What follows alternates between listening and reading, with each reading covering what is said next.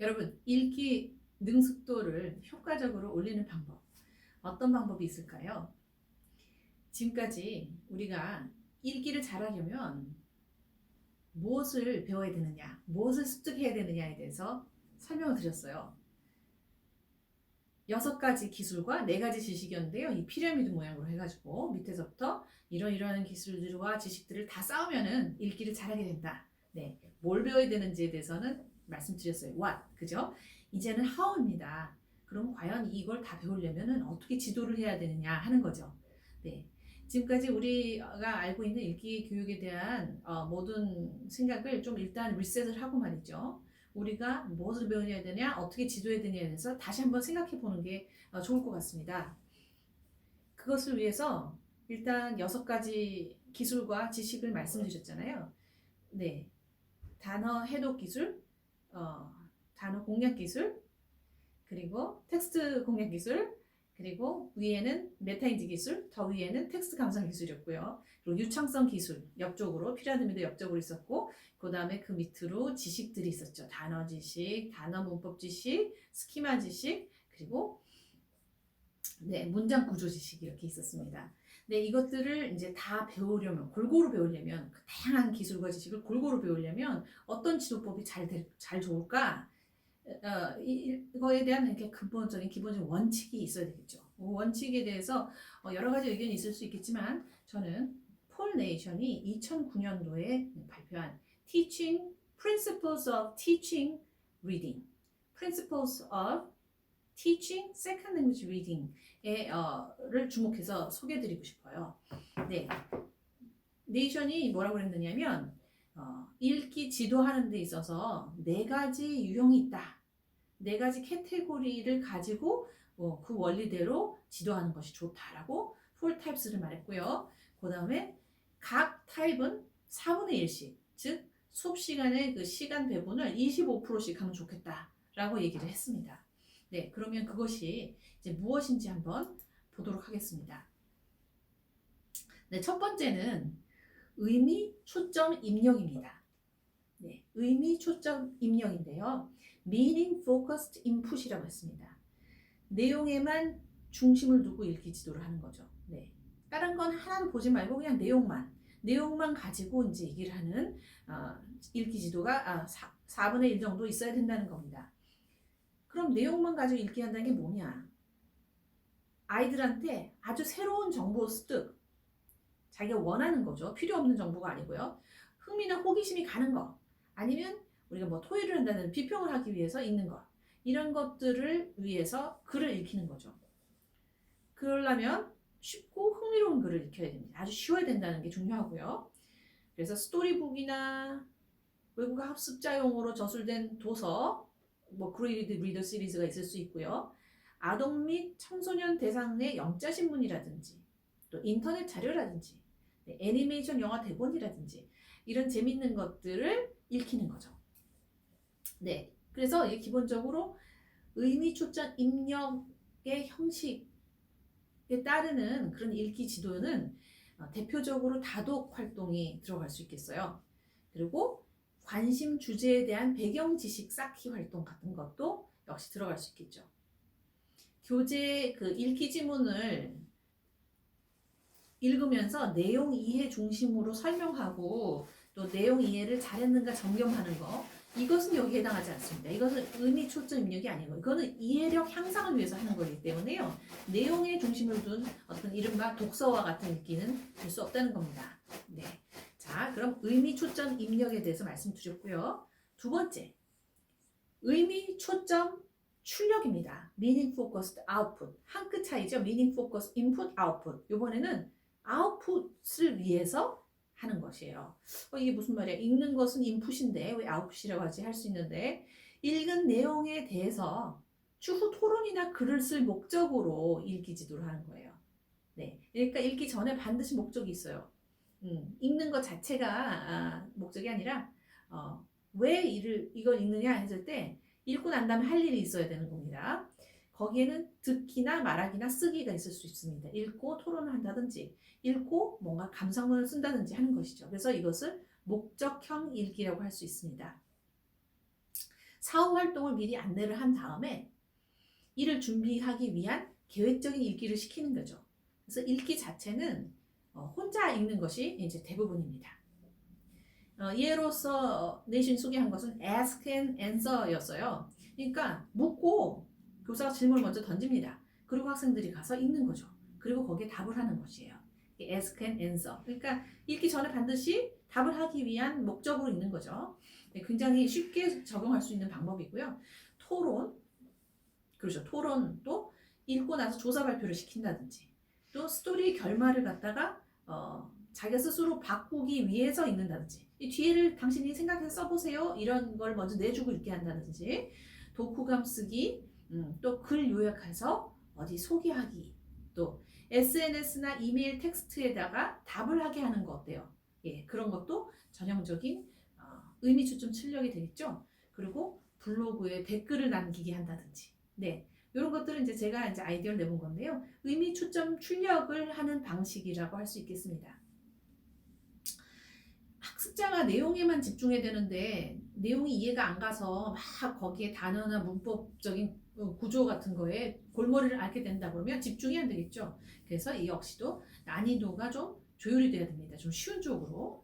그리고 단어 리스트나 장문 예시를 제공하는 등 후속 활동에 부담이 없어야 되겠죠. 네, 그래서 형태적인 스캐폴딩, 비계를 해주시는 것이 중요하겠습니다. 네, 세 번째는 형태 초점 학습이에요. 형태 초점 학습은 Language Focused Learning 세 번째 타입에 해당하는데 우리가 늘 하고 있는 것이죠. 언어 기술 및 지식, 어휘 문장 구조 문법, 각종 읽기 기술을 지도하는 것이에요. 네, 우리가 흔히 정독, 인텐시브 리딩이라고 하는 것이 바로 형태 초점 학습입니다. 근데 문장 단어 구조, 단어 문장 구조 이런 것들만 하는 것이 아니라 읽기 전략이라든지 초인지 기술 같은 것을 익혀주는 훈련도 여기에 해당하는 것입니다. 학생들에게 문맥 추론을 하게 하고 대입 파악을 하게 하고 예측도 시키고 스키밍, 스캐닝도 시켜주고 이런 읽기 목적을 세워서 배경 지식 활성화해 본다든지 그런 다양한 텍스트 공략 기술 그리고 제가 얘기한 초인지 기술 등을 골고루 지도하는 것도 전부 형태 초점 학습에서 중요한 요소입니다. 우리가 그렇게 해서 생각을 해보면요. 수학능력 시험에서 나온 영어 읽기 영역이 바로 이 형태 초점 학습의 성취도를 측정하는 거라고 볼 수 있겠습니다.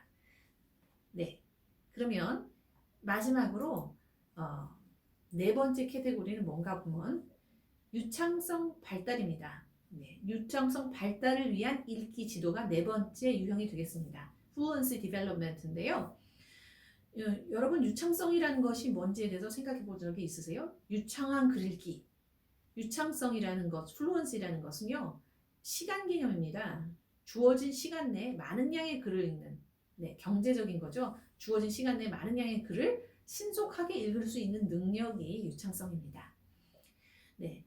쉽고 익숙한 텍스트를 부담 없이 빨리빨리 읽어나는 속독 연습을 계속 하게 되면 이 유창성 발달이 되죠. 또한 혼자서 조용히 입 다물고 혼자 읽는 묵독, 소리 내어서 읽게 하는 거 낭독, 반복적으로 읽게 하는 거 repeated reading, 그리고 짝과 번갈아 읽히기 이런 활동들이 전형적인 유창성 발달 활동이 되겠습니다. 또는 중요한 내용 위주로 스캐닝 하게 하는 능력도 역시 신속한 글 읽기의 훈련이라고 볼 수 있거든요. 그러니까 유창성 발달에 들어갈 수 있고요. 자, 이러한 유창성 발달을 위해서는 읽기의 양이 많아야 되는 것이 필수적이죠. 유창성이 발달되는데 읽기는 별로 많이 하지는 않았다. 이것은 말이 되지 않습니다.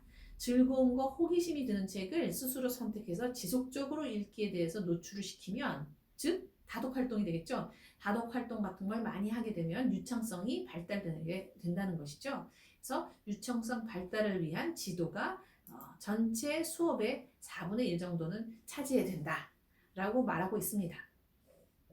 자, 그러면 이런 네 가지 이제 원리에 따라서 수업에 대해서 좀 우리나라 영어 수업을 성찰해 볼 필요가 있겠는데요. 제가 관련된 좋은 논문이 있어서 가지고 와봤습니다.